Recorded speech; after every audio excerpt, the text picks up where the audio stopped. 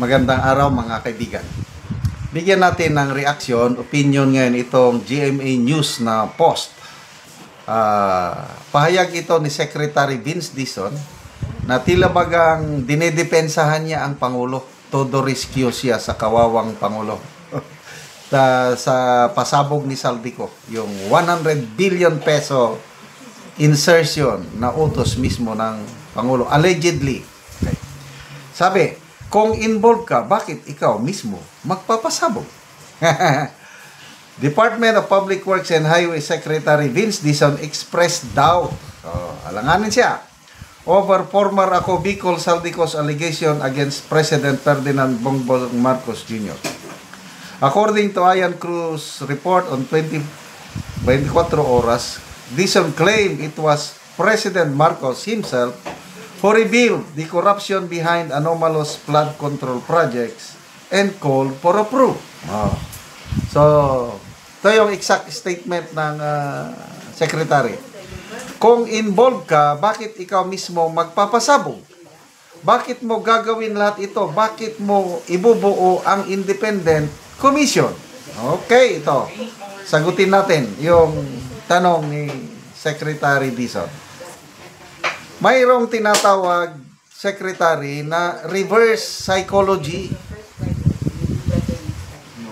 Hindi ibig sabihin na kung ikaw ang nagpasabog, wala ka ng kinalaman. Okay? Kasi, mga kriminal, pwedeng sila mismo ang mag-report ng krimen to avoid suspicion na sila ang gumawa. Parang ganun lang yun kasimple. Reverse psychology. Ano pa? Alam nyo, ito. Yung binuo na ICI. Prove. Believe na believe ako nung una. Lalo na, noong nandyan pa si Mayor Magalong. Nung nagsimula ng investigasyon, kasi alam ko, walang sasantuhin itong si Mayor Magalong. Laking tiwala ko na totohanan ang investigasyon nung nandyan pa si Mayor Magalong. Bakit nung bumuelo na ang investigasyon, biglang nagreklamo ang Malacanang na, bakit nag-imbestiga si Magalong? Advisor man lang siya. Yon ang unang duda na may pinagtatakpan. Kaya napilitan tuloy, nag-resign si Mayor Magalong. Ganun lang kasimple. Next. Bakit yung ICI na yan, na binuo ng presidente, siya ang nag-appoint, ayaw niyang i-live hearing? Kung wala kang itay natago, bakit ka mag-private hearing? As simple as that, Mr. Secretary. Huwag niyong utuin ang taong bayan. We were not born yesterday. Tignan niyo po, ang buko. Puti na. Itong experience namin ito, mga nagkakaedad niya, maniniwala kami sa sinasabi niyong ganyan na magtiwala kayo sa ICI na gagawin naming objectively, fairly ang investigasyon. We were not born yesterday. I-live hearing nyo kung totoo yung investigasyon na yan. Bakit nag-resign si Mayor Magalong? Next, Ilocos Norte. Bakit ayaw nyong imbestigahan ang mga flood control project sa Ilocos Norte? Kaya tama, pasensya na kayo, medyo maingay dahil nagluluto ang aking apo. Wala akong vlogging Okay, Ilocos Norte. Bilib ako kay Miss Karen Davila. Sabi niya sa isang interview, bakit hindi niyo unang imbestiga ng Ilocos Norte to set the example na ang Pangulo walang itinatago? Wala pa rin ang Ilocos Norte. Pahayag lang kuno itong si General Azurin na nag-inspect na sila at wala silang nakitang ghost project. Apat man lang ang in-inspect. Huwag niyong, do not expect na maniwala kami kaagad. So, ano pa? Bakit siyang nagsiwalat? Mabubuking na eh.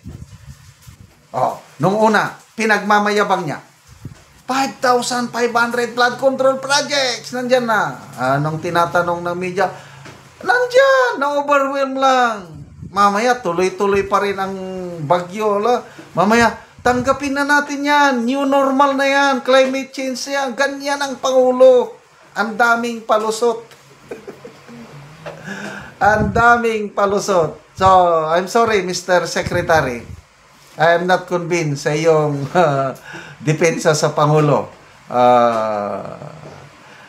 Bilib na bilib ako dito sa Secretary Vince Dizon na ito nung una. Ngayon, medyo wala na, questionably na.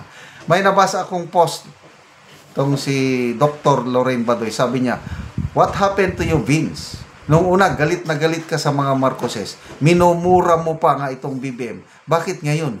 Todo depensa mo na sa kanya. Ano bang loyalty? Loyalty to the sitting president or loyalty to the people? Depende. Magbasa tayo sa mga comments ng mga tao dito. 28,000. Big Boss Dan. Kadalasan kasi, Benz, kung sino ang nagpasabog ng utot, iyon ang unang pumuputak, magbibintang pangay. Ayos. Cap Kingpin Kabisay, kasi bobo ka, Dizon. Gusto mo lang magpapapil. In a way, parang ganun na rin ang nakikita ko. Pumapapil na itong sekretary. Naulitin ko, ang taas ng paghanga ko, respeto ko sa kanya nung una. Ngayon, wala na. Papel. Isa ka ring corrupt na government official. Baka nakalimutan mo ang ginawa mo sa amin noong 2018 sa New Clark City. Marami kaming nabiktima mo. Ala. Kasi BCDA chairman siya dati. Ito, Kingpin Kabisay. Akala ni Marcos marami pang Marcos loyalist na mukhang pera. Tulad ng ginawa ng kanyang ama. Kaambisyosan driver. Sino pala dapat? Mana-mana talaga pag-isip ang mga kaalyado ng admin. Marimar Sorsogon, ulol. Huwag ka na magpaliwanag na medyo masama na. Hindi ko na Francis Oy, there are crimes that the criminal himself was the one who reported to avoid suspicion. Yun, yung sinasabi ko. Ang mga criminal, wise din yan. Pwede silang mag-report para, kasi siya nang nag-report. Mawawala na sa equation. Hindi na siya suspect dahil siyang nag-report. Yung pala siya ang gumawa. Okay. Salamat mga kaibigan sa inyong pagsubaybay sa ating channel. Nakakatulong kayo ng malaki sa tribong Talandig ng Bukidnon dahil ang income natin sa channel na ito pantulong po sa tribo. Namimigay tayo ng libreng yero at pako para makapagpatayo itong tribo ng mas maayos na tirahan. Panoorin nyo ang video na ito.